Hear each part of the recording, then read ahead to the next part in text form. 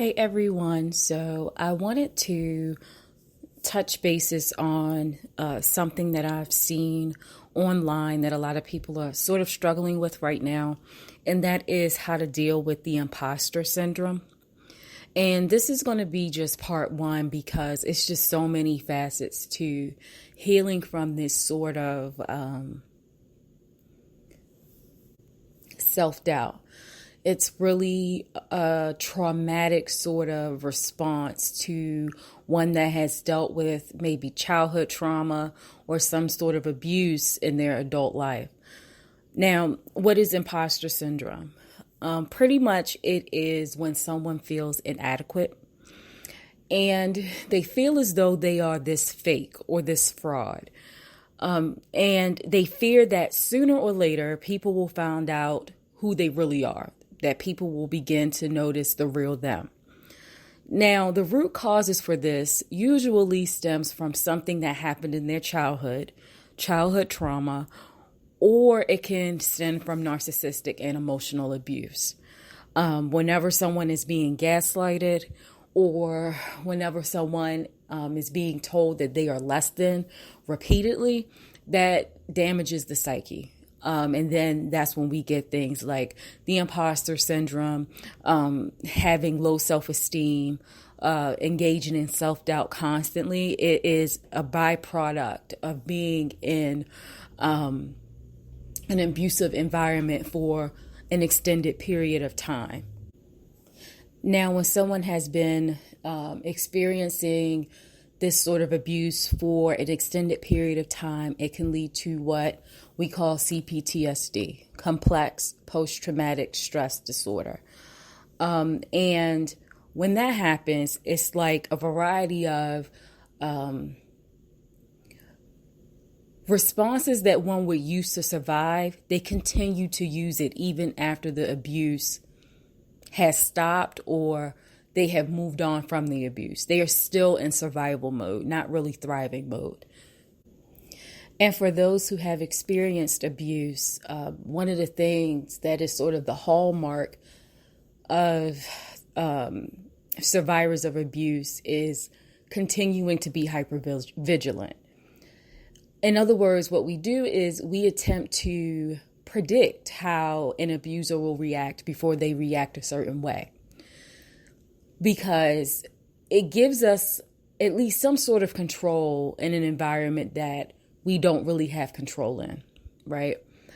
What it also does is we believe that it can help us minimize the backlash that we know we're bound to receive from the abuser. But in reality, when someone is abusive, there is really nothing that you can do to sway their mind or their opinion. Okay, they will always be abusive. You can be perfect. You can change. You can try to cater to their wants. You can try to cater to their needs. But abusive people will always remain abusive. And as someone who has been in therapy dealing with this for like years, because hypervigilance was an issue for me, self-doubt was an issue for me, and the imposter syndrome was a big issue for me because I engaged in self-doubt a lot, right? Now, there are really two ways or two things that I employ to sort of help me navigate through the imposter syndrome so I can begin to heal. The first thing that my therapist taught me was identifying what are facts versus what is fear. Okay. So for example, fear is our inability to really understand the unknown. Okay.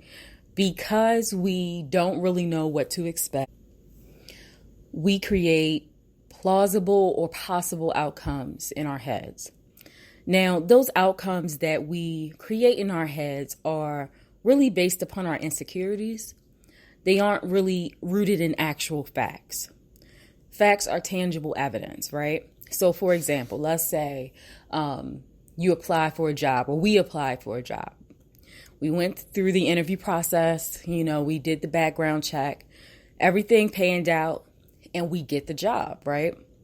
So what imposter syndrome does, it makes one believe that they aren't qualified for a job that they have clearly been labeled as being qualified for. It makes the person fear that somehow they misrepresented themselves during the interview process, or they fear that they lied even though they didn't. And like I said, everything panned out. They told the truth. They have a resume that is wonderful. They have references who can back up how wonderful they are to work with, but yet and still they feel they don't deserve what they've rightfully worked for. Okay. So what fear does, fear will have you believing that somehow you will be put on blast, or you will be found that, like, someone will find out that you're a fraud in some way. But what the facts are, they did the background check. You met the minimum qualifications, which is why they brought you in for the interview in the first place. And this is within your field of study. So you are expertise in this field. This is your career. This is what you are familiar with, right? Fear suggests that somehow you've lied. But when you look at all the facts, your references, your resume, your work experience, when you look at all of those facts, you then realize that your fear was unwarranted.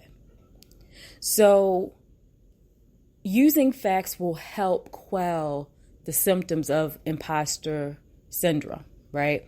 It'll help address those fears.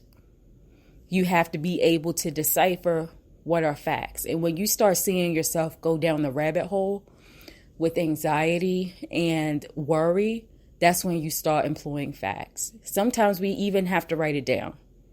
Because for those of us who deal with imposter syndrome, it's really difficult for us to organize our thoughts because they're so mangled, right? They're just so intertwined. And once we start going down a rabbit hole, we sort of stay there, and more of our fears come out, and we just get more anxious, and more of our worries come out, and then we just get more anxious. So once you start to feel that fear creep up, absolutely address it then. Don't wait till later. Start thinking about those facts. If you don't have a piece of paper and a pen in front of you, that's fine. But at least in your mind, go over the facts so you can then begin to address the fear so it doesn't take over you.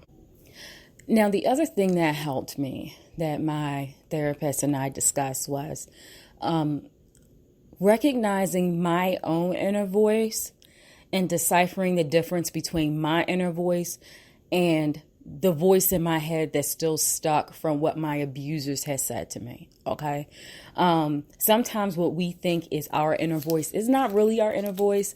It's just, it's really a matter of us replaying some of the trauma that we've experienced within the abuse. It's a matter of us replaying some of the name calling other people have engaged in, or, it's a way of coping. It's a way of surviving. It's not really thriving. We're just sort of in survival mode still, and we want to break away from that. So let's say, for example, when my last relationship was extremely abusive, he was a sociopath. He was the epitome of what it means to just be the spawn of Satan. But one of the things he used to always say was that I was full of drama. And usually that would be his rebuttal anytime I addressed his disrespect, okay? Because his disrespect was constant.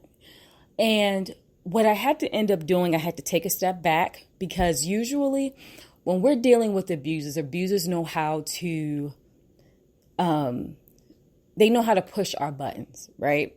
They know exactly what it takes to make us go off or to make us feel less than. Right? So when I took a step back, I had to think about what was the truth. The truth was not that I was full of drama. The truth was that I was responding to his unhealthy way of communication, right? The truth is I deserve to also have my thoughts and my feelings heard, not just him, right?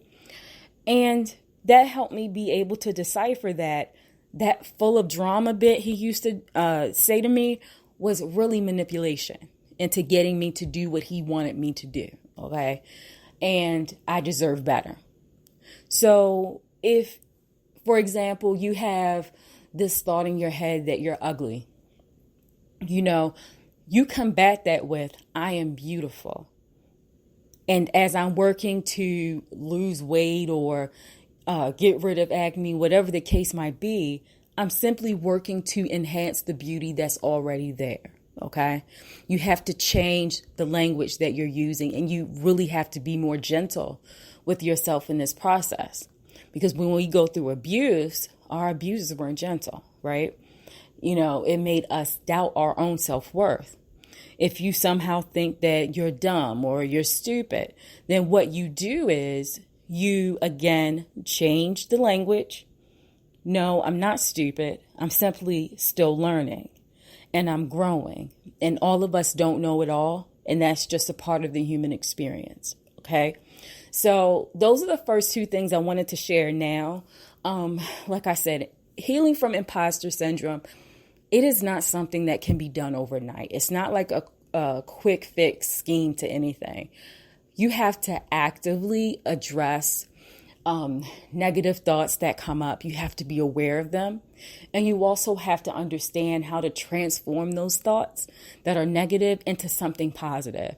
So you're not feeding your fear, but you're actually helping to build your self-esteem. Okay. So that was part one. I am going to post part two by next week.